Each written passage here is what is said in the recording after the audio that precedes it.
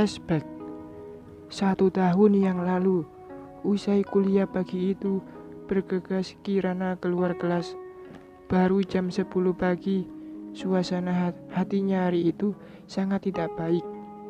Tadi sebelum berangkat kuliah, ibu tirinya kembali memaksanya untuk berhenti kuliah dan menerima lamaran Arman, tetangganya yang duda anak 2. Tapi Kirana bersikeras menolak, karena ia ingin menyelesaikan kuliahnya yang hanya tinggal 2 semester, dan ia tidak mau menikah dengan lelaki yang tidak dicintainya.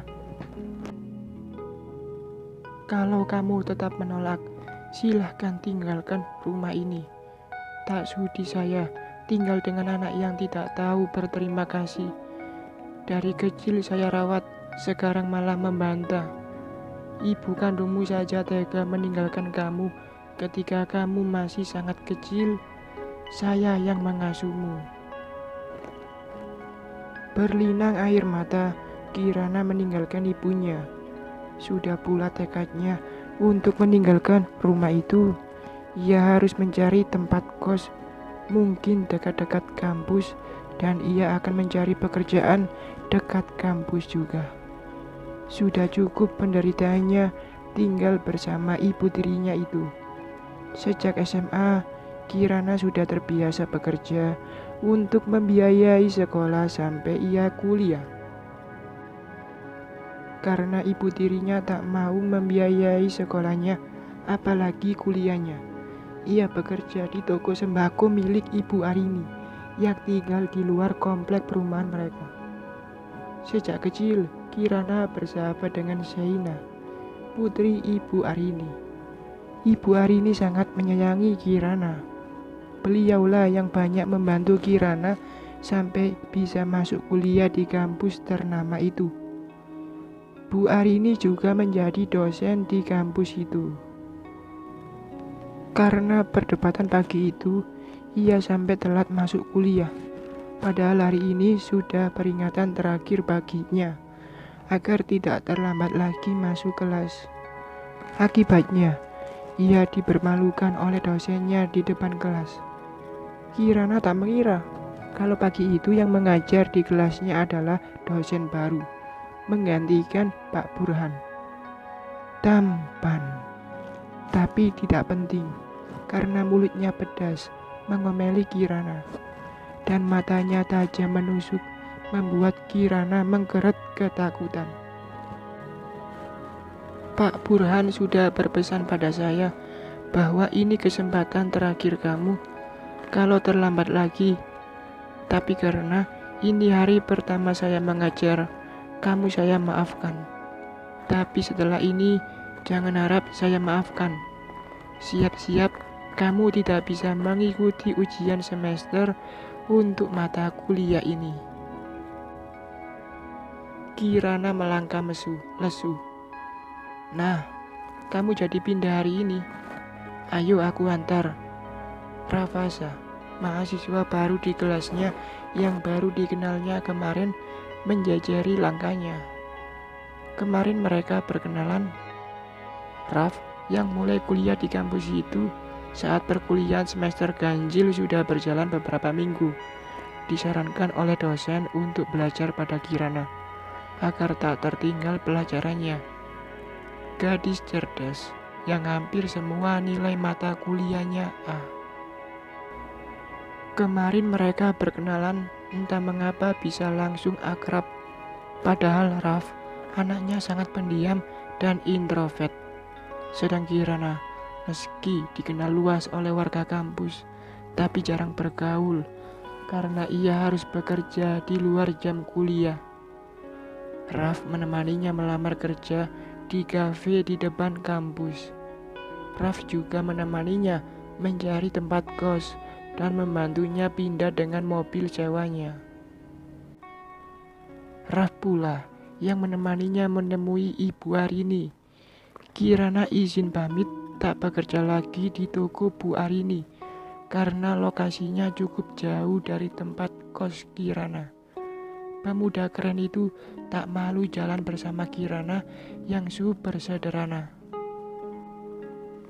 Arka sudah berada dalam mobilnya, mau meninggalkan kampus menuju kantornya. Tapi tunggu dulu, ia melihat adiknya Rafasa sedang berjalan dengan seorang gadis. Mereka terlihat akrab berbincang. Kadang Raf melingkarkan tangannya ke bahu gadis itu, kadang gadis itu memukul ringan bahu Raf. Setelah diperhatikan, ternyata gadis itu adalah Kirana, gadis yang suka telat masuk kelas. Gadis yang selalu mengenakan baju lusuh dan sepatu sobeknya, berjilbab ala emak-emak dengan wajah tanpa bedak, apalagi lipstik. Kok bisa? Seumur hidupnya, Raf itu hanya punya seorang teman, yaitu Rai. Mereka berkenalan saat Raf masuk SMP. Persahabatan mereka berlanjut sampai mereka kuliah. Keduanya bahkan mengambil jurusan yang sama di kampus. Semua tentang Raf dan Rai awalnya terlihat baik-baik saja. Sampai suatu siang di Bandung, di kamar tidur Raf, Mama memergoki mereka berdua di ranjang tanpa busana. Keputusan langsung diambil, Raf dikirim ke Padang dan Rai dibawa keluarganya ke luar negeri. Arka terpaksa ikut pindah ke Padang untuk menemani adiknya itu. Sebab papanya tidak bisa meninggalkan perusahaan mereka di Bandung. Mama yang bolak-balik Bandung Padang 2 atau 3 bulan minggu.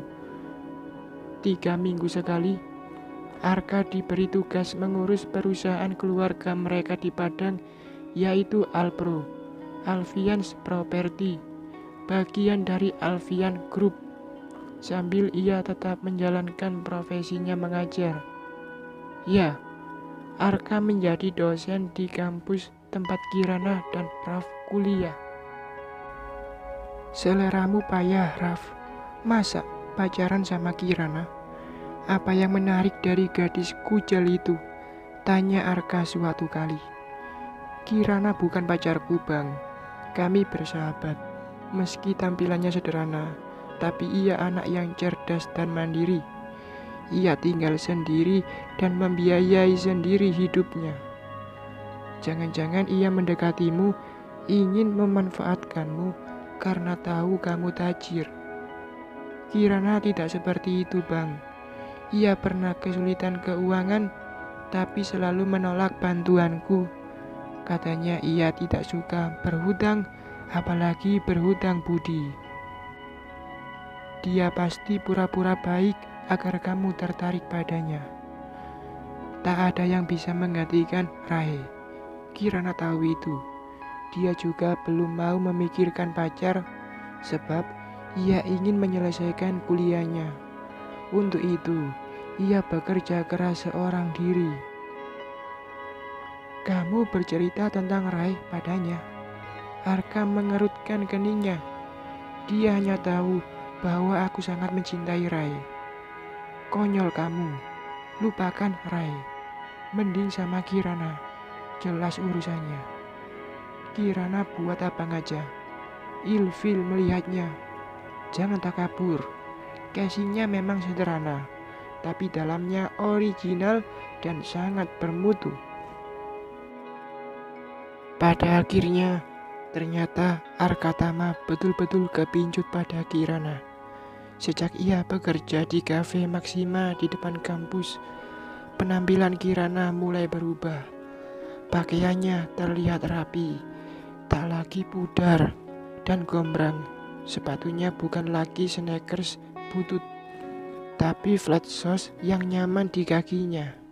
Saat ia mondar-mandir bekerja melayani pengunjung kafe, wajahnya yang mulus terlihat segar, dipoles bedak tipis dan sapuan lipstik warna lembut. Sederhana, tapi menampilkan kecantikan yang natural yang selama ini tersembunyi di balik pakaian kusamnya. Tidak mudah bagi Arka mendapatkan hati Kirana, karena Kirana merasa takut menjadi pendamping dosen tampan idola para mahasiswa di kampus. Ia tak mau disebut gadis tak tahu diri atau ubik abu yang bermimpi jadi Cinderella menjadi pendamping pangeran tampan. Tapi Arkatama yang betul-betul sudah kesengsem cinta pada Kirana dengan gigih berusaha merebut hati Kirana. Sampai akhirnya Kirana menyerah.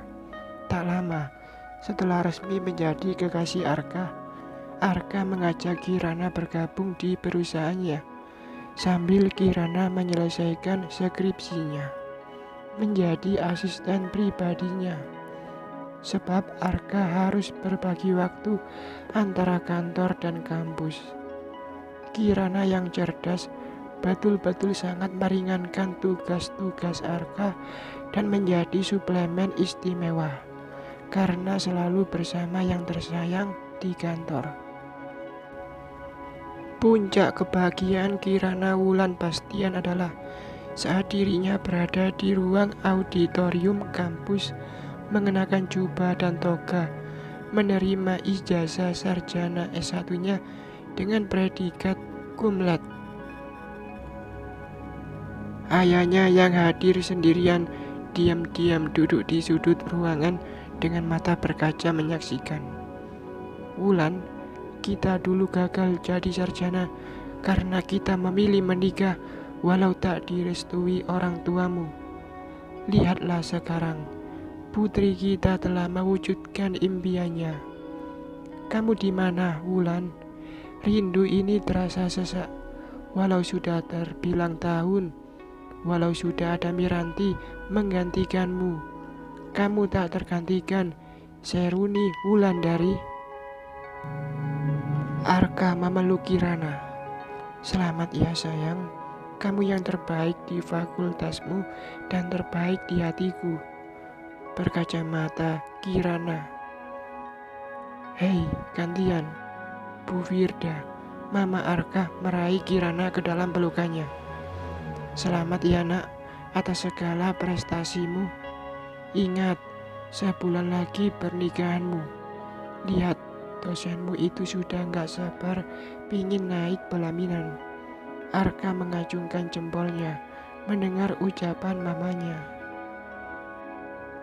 Rafasa yang sama-sama wisuda dengan Kirana memeluk sahabatnya itu. Satu langkah sudah selesai, siap ke langkah berikutnya. Terima kasih nah, kamu guru kehidupanku. Keduanya berjabat tangan erat. Terlihat Bu Arini mendekati Kirana dan memeluknya erat. Selamat ya sayang, perjuanganmu tak sia-sia. Ibu ikut bahagia. Di hari pernikahanmu dengan Arka nanti akan ada seseorang yang akan datang ingin bertemu denganmu. Sekarang ia menitipkan ini, minta dipakai di hari bahagiamu nanti. Bu Arini menyerahkan sebuah paper bag. Meski heran, tapi Kirana tak bertanya lagi. Mungkin yang dimaksud Bu Arini adalah Seina, putri Bu Arini yang menjadi sahabat Kirana sejak kecil. Sejak Seina pindah ke Bandung dan kuliah di ITB, mereka tak pernah bertemu lagi. Tapi hanya sesaat, kebahagiaan itu dirasakan oleh Kirana. 2 hari setelah wisuda, Raf ikut pulang ke Bandung bersama kedua orang tuanya. Pada Kirana ia mengatakan akan mencari Rai, kekasihnya. Rencananya mereka hanya sebentar di Bandung karena mama harus balik ke Padang untuk persiapan pernikahan Kirana dan Arka. Tapi setelah beberapa hari, justru Kirana dan Arka diminta datang ke Bandung karena Raf sakit. Disitulah petaka itu terjadi, menghancurkan harapan dan kehidupan Kirana. Flashback off. Bersambung.